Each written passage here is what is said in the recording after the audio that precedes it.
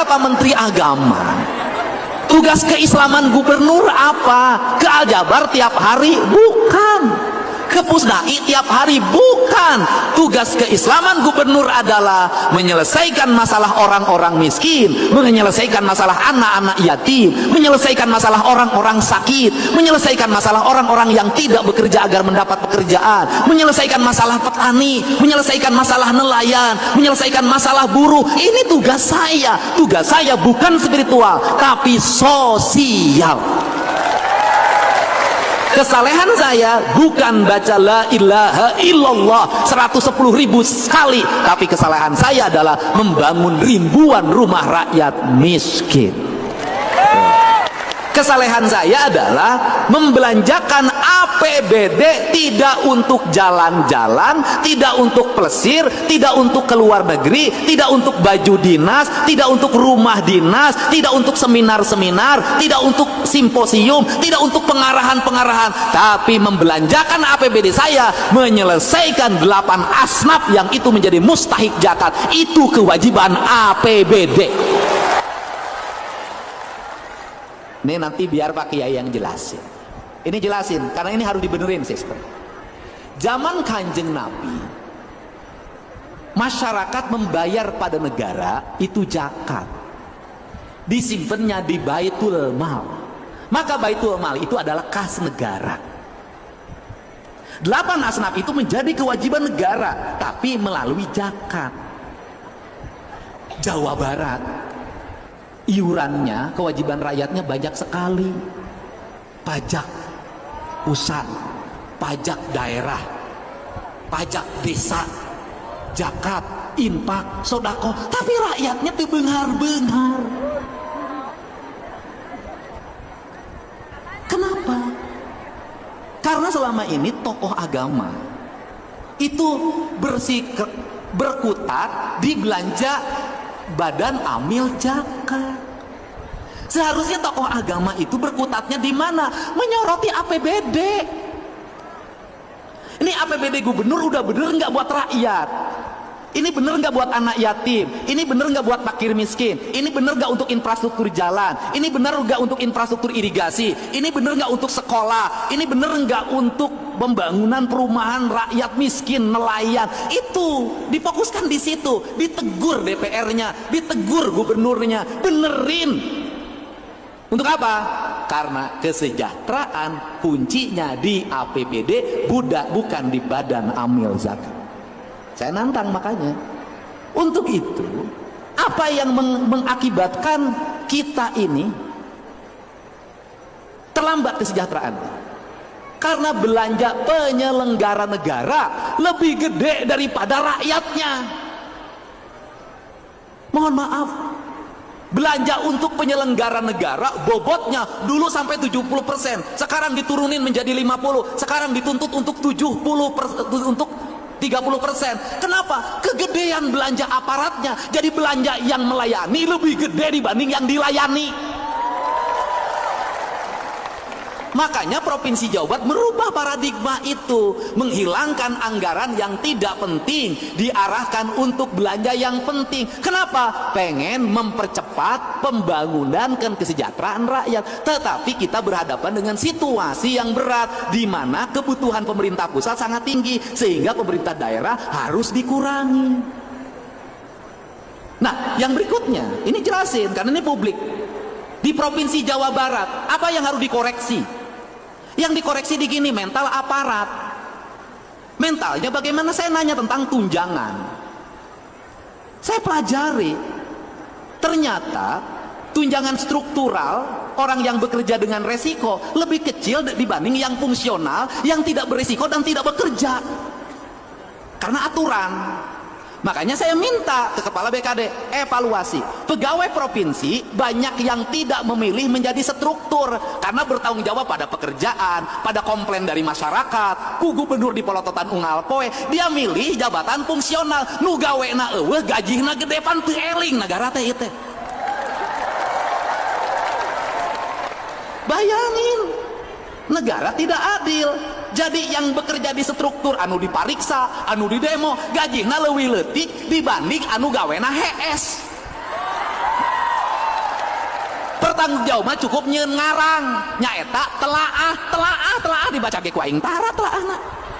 Ini Pak, ini harus dibenerin Pak. Kalau ini hambatannya di Kemenpan RB, saya mau datang. Kenapa? Saya tidak menerima pegawai provinsi yang tidak kerja tunjangannya puluhan juta, sedangkan yang beresiko kecil tunjangannya. Ini bener.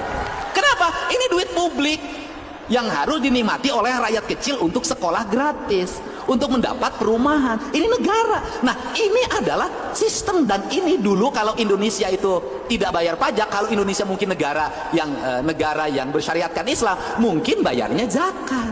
Hukumnya ini. Nah, ini.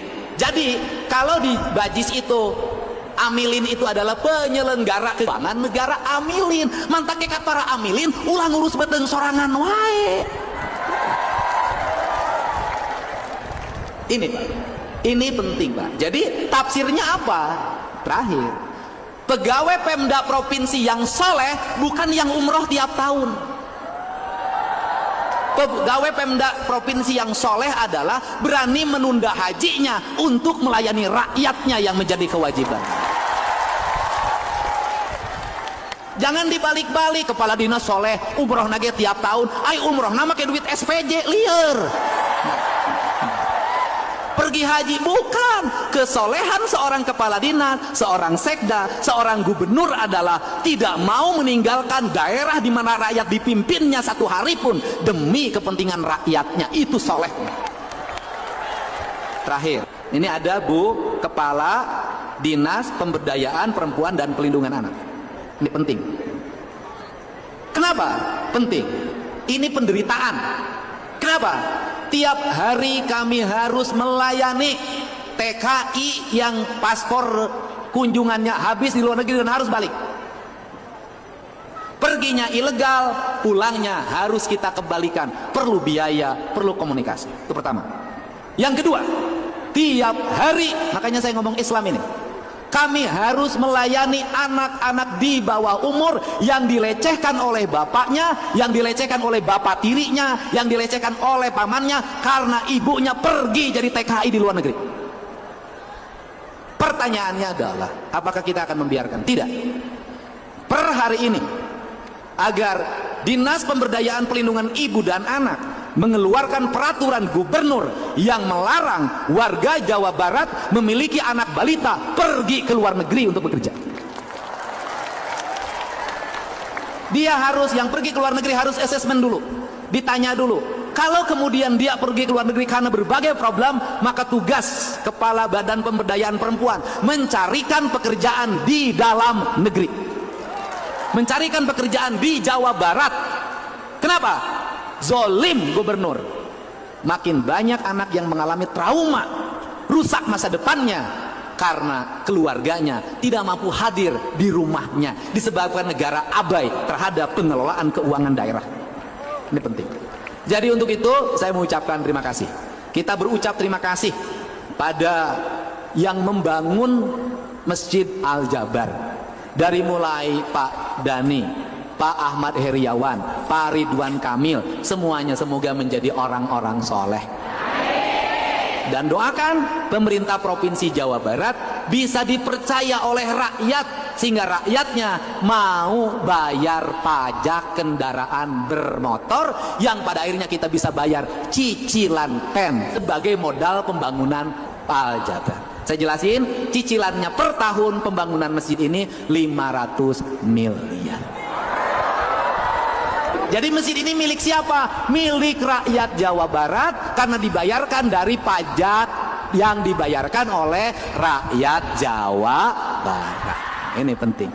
Ini perlu disampaikan. Untuk itu saya ucapkan terima kasih. Semoga pertemuan ini menjadi pertemuan yang membahagiakan, menjadi semangat, dan saya yakin yang membangun masjid ini insya Allah dari mulai perencana, pembiaya, tukang kuli macul, tukang manggul, arsitek, ahli IT, semuanya ahli surga dan ahli kebaikan.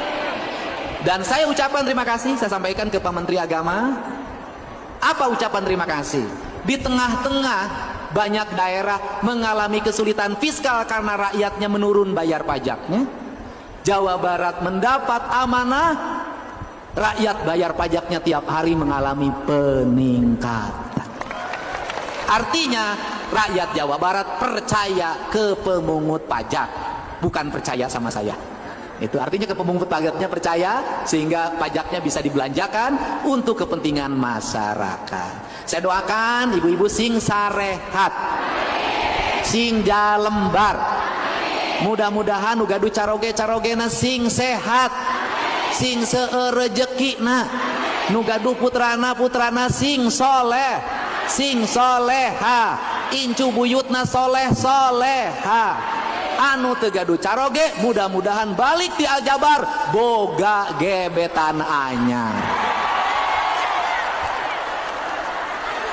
Didoakeun mudah-mudahan anu ngiring pengajian ieu hutangna sing lunas.